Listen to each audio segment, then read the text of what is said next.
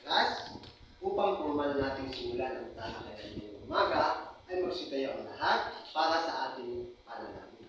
Itindig ng maayos ang ating sarili, ipikit ang ating mga mata upang tayo manalangin. Amen. Ngayon, class, manatili muna rin nakatayo, pagkat magkakaroon muna tayo ng ehersisyo. Ito na rin ay upang magpapasigla ng mga katawan at magpukaw ng iyong mga natutulong na diwa at lalo na ang damdamin. Class, ang makikita ko o maiino kong hindi sasabay sa galaw na makikita ninyo ngayon sa television ay makakatanggap ng Ayan, parusa. Kaya pag-ibigin ninyo ang pagsunod.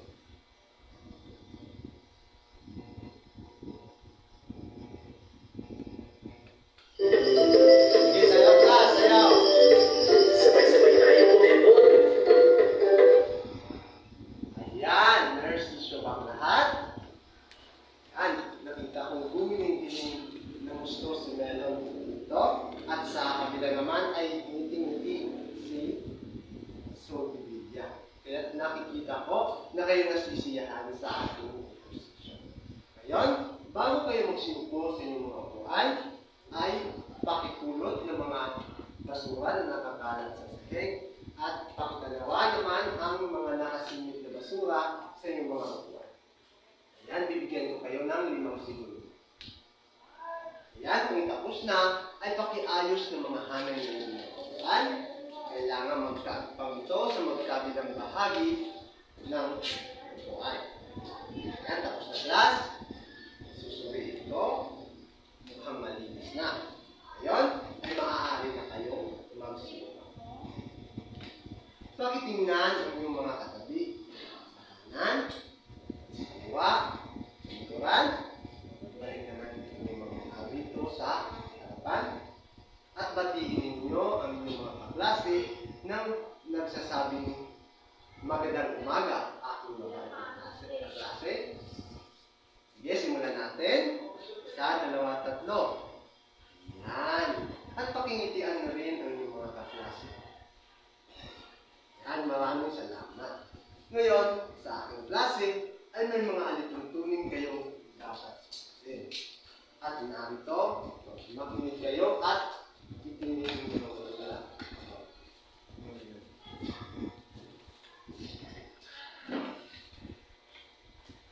Yan. Tingin rito. Sa unang bahagi dito ay pakibasa. Ayan. Dito naman, pakibasa sa pangalawang alituntunin. At sa pangalawang alituntunin, pakibasa. Ayan. Nararapat na pakatandaan ninyo ang mga alituntunin nang sa gayon magsasayo ang katiwasayan at katahimikan at kaanalasan ng ating class. Yun, class ay bago tayo nadako sa talakayan ay sino ba ang liban sa araw na ito? Mukhang wala, mabuti naman at wala at palakpakan ninyo ang inyong Ngayon, sino pa ba ang nakakaalala sa nakaraang paksa na ating Sige nga. Ayan, sino pa bang makapagsa-exercise sa kanyang sinabi? Kayaga? Ayan, tama ang inyong mga sinabi tungkol sa paksa ng nakaraan. At nalala ako na hindi nyo ito nakata. Ngayon, bago tayo nadako ng mas malalim sa talakayan, ay bibigyan ko muna kayo ng paunang gawain. Sa gawain ito ay nangangailangan ako ng 3 individual. Upang maging mas kasiyasiya ang gawain ito, ay itutulad natin sa isang pamilya. Mayroong anak o bunso at mayroong tatay at sige, sino gusto maging tatay? Sige, si Leon. At nanay naman ay si sino? Sige, si Sorosa. At ang bunso anak, sige, si Katulis. Ayan, makinig kayo dito.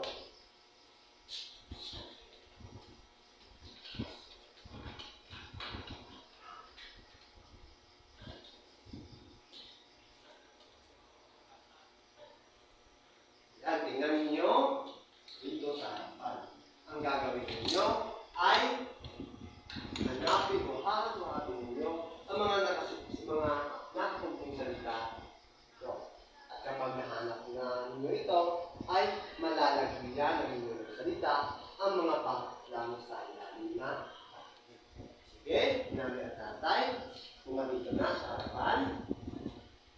Yan.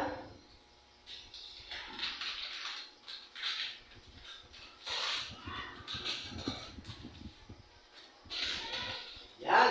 Nalagyan na ng bilog ang mga salita. At ang mga salita nito ay tama, uri at variasyon. At kinakailangan ka umiso at pumarito, katubis, para tayo sa mga nahahamuhag na salita ng nanay at tatay. Ano kaya ang magiging paksa natin ngayong umaga? Tama ang iba pang uri ng variasyon.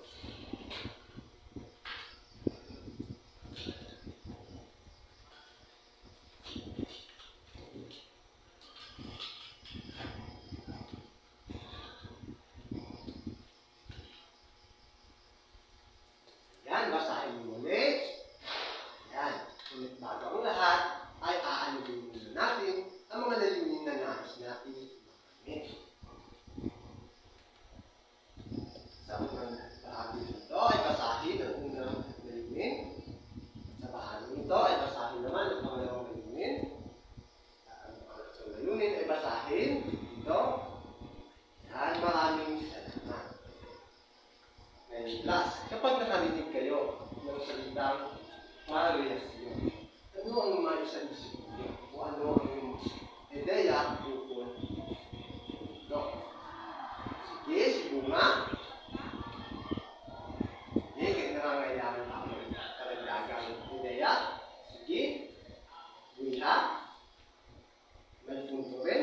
At nangangailangan ako ng hindi pang ideya. Sige, Ignacio. Yan. Tama ang iyong mga sinabi. Kapag sinabing variasyon, ang variasyon sa Ingles ay ito ay tumutukoy sa variable. At ang ibig sabihin nito, nakahalimbawa nito, ay kahit sa isang lugar na may isang dialekto, ay hindi ito nangangahulugan na wala ng katibahan nito sa pagsasalita. Okay? May katibahan dito. Lalo na sa akto ng pagsasalita. Halimbawa, sa dialekto ng Mabinay at sa Buyan, pareho. Ngunit nagkakaiba ang kanilang akto ng pagsasalita. At yan ang tinatawag natin, ano? Tama. Var. Ngayon ay susuriin na natin ang mga uri ng variasyon. Yan, sa kaliwa, makinig.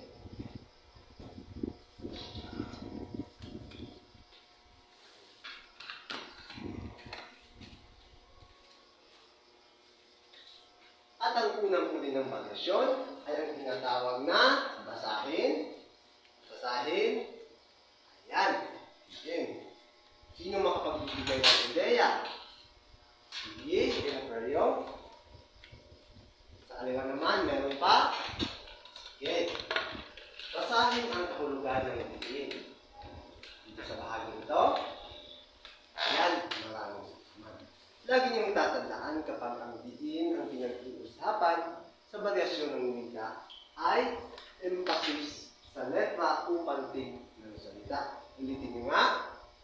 Ulitin dito. Ayan. Yan ang dapat yung tatandaan. Halimbawa ng diin ay dito.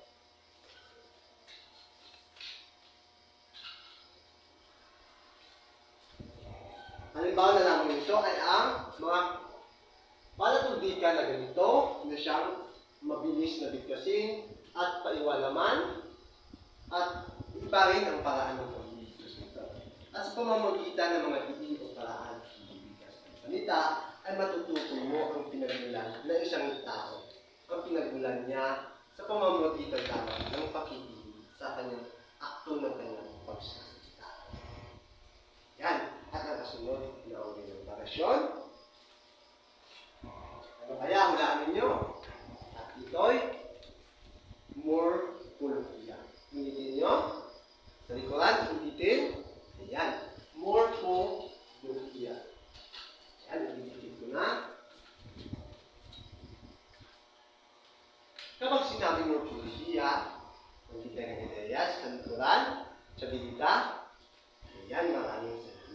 Basahin nyo sa harapan ng kahulugan ng morphologia. tungkol sa morpolohiya, kapag pumatungkol sa variasyon ng wika, ay tatandaan na ito ay paraan sa paglalaki. Sabihin, ay gaya lamang ng halimbawa ito.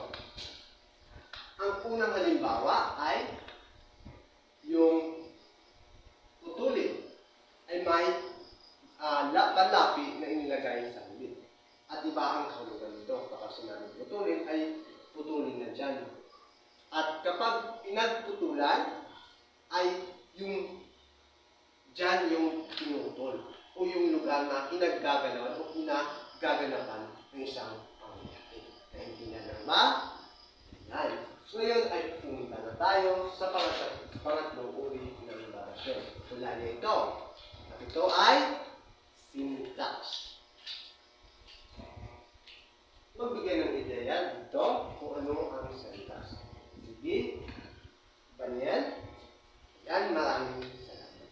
Kapag sinabing syntax ay basahin. Yan. Ito ay paraan ng pagbabago ng ayos ng mga salita sa pangungusap. Halimbawa nito, may makapagbibigay ba? Sige. Akaw. Yan, maraming salamat. Ang iba pang halimbawa nito ay unang pangungusap. Si Ana pa ay ang naglalaba. At ang pangalawang pangungusap ay naglalaba pa si Ana. Sa dalawang pangungusap ay magkaiba ang ayos ng mga salita. Ngunit iba rin ang kahulugan. At ngayon natin matutukoy na isa rin yan sa uri ng variasyon. Yan. Yan. Ngayon, ang panghuli naman ay ang nagsulat na dyan, ang buka-bularyo. Sige, magbigay ng ideya. So, Rosa, sino pang ibang magbigay ng ideya? Sige, Gundaw. Ayan, maraming salamat. Basahin ninyo ang kahulugan ng buka-bularyo. Ayan. Halimbawa na lamang ng buka-bularyo ay kung paano nagsasalita ang isang mananalita na abogado at isang mananalita na guro. Matutukoy natin sa pamamagitan ng kanilang bokabularyo ang kanilang status sa lipunan. Lagi niyong tatandaan na kapag bokabularyo ay ito ay magpapakita ng status sa lipunan. Kaintindihan? Sige ngayon ay ulitin natin ang apat na uri ng variasyon. Syntax, din, kabila, morpolohiya, at buka-bularyo. Yan. Tiyak kung handa na kayo ngayon sa ating aktibidad. Sa aktibidad na ito ay hahatiin ko kayo sa 3 pangkat. Simulan magbilang hanggang isa hanggang 3. Yan. Ngayon, ay pumunta kayo sa inyong mga kanya-kanyang grupo. At dito makapong ang pangkat, pangalawa at pangatlo. Sige, bibigyan tayo ng 5 segundo papunta sa inyong mga grupo. Yan. Ngayon, last ay maibibigyan ako sa inyo.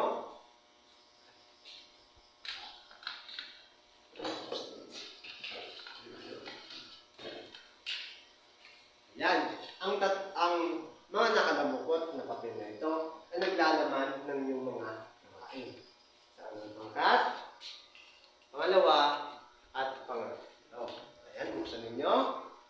Basahin. Ayan, ang unang pangkat ay nakakuha ng jingle. At ang pangalawa ay ang sabayang pagbigkas.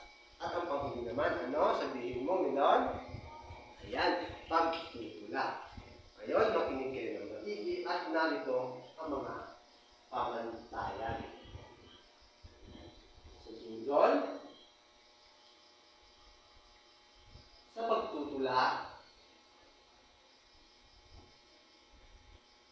at sa sabayang pagbigkas. Ayan. Bibigyan ko lamang kayo ng 5 minuto para sa paghahanda at 3 minuto naman para sa presentasyon. At ngayon ay nagsisimula na. Ayan. Tapos na ang 5 minuto para sa paghahanda at ihanda na ninyo ang inyong mga sarili para sa pagpresenta. Ayan, tukayan natin ang unang pangkat. Palakpakan. Ayan, napakagaling. Ang pangalawang pangkat. Ayan, napakahusay din. At ang panghuling pangkat, tukayan natin. Ayan, napakagaling din. Ngayon, ang pinaka-hinihintay ninyo ay ang ano? Ang inyong mga, ayan, tama, puntos. Ngayon, makinig kayo. Ang lahat ay nakakakuha ng perfect score. Kaya bigyan ninyo ang inyong mga sarili ng volcano club. Upang naman ito ay ganito lamang. Isa, dalawa, tatlo. Isa, dalawa, tatlo. Boost. Ayan. Ulitin nga natin. Ayan. Ngayon, mga katanungan, clarification. Wala na sa likuran. Okay, wala na. Ngayon ay ako na ang magtatanong sa inyo. Ang unang katanungan ay ibabahagi ko muna. Pagkatapos ay pipili ako ng sasagot. Ang unang katanungan. Ano ang epekto ng variasyon ng wika sa pakikipag-usap o pakikipagtalastasan at sa lipunan? Sige? Sige nga? Napakahusay na sagot, napakagaling. Sino pang magdagdag? Ayan, Palomar, napakagaling din. Nagagalak ako at nasisiyahan sa iyong mga sagot pagkatumpak na tumpak at walang tangya. Kaya ngayon, palakpakan din ninyo ang inyong sagot. Class, luminawa muna kayo at ikawan. Ngayon, ay pakikuha o kumuha kayo ng isang kakat na papel at ihanda yung mga sarili para sa pagsusulit. Ang pagsusulit natin ngayon ay hinahati sa unang bahagi at sa kamalawang bahagi. Sa unang bahagi ay basahin ang panuto. Yan. Sagutan niyo lamang ito, ang slide niyo ito, sa loob ng 2 minuto. Simulan. Yan. At sa pangalawang slide naman, sagutan sa loob ng 2 minuto. Yan. At sa pangalawang bahagi na tayo. Basahin ang panuto. Sa likuran, basahin. Ayan. Sagutan sa loob ng 1 minuto. Ayan. Ngayon, tapos man o hindi, ay ipasa na ang inyong mga papel dito sa harapan at sa susunod na pagkikita na natin ito, iwawas to. Yung unawaan. Ngayon, class, pakikuha ninyo mga pagtanong at isulat ang takdang aralin ngayong umaga. Sige. Diyan sa likuran. Sulitilya, pakibasa. Ulitin nyo nga kung anong gagawin. Ayan. At para naman sa pamantayan ng inyong takdang aralin, ayan, suriin nyo na. Basahin sa pamamagitan ng inyong mga mata. Ayan, mga katanungan. Klarifikasyon. Kung wala na, ay magsitayo ang lahat. At sana'y may nauunawaan kayo at nakuhang aral sa paksang tinalakay ko ngayon. At paalam class.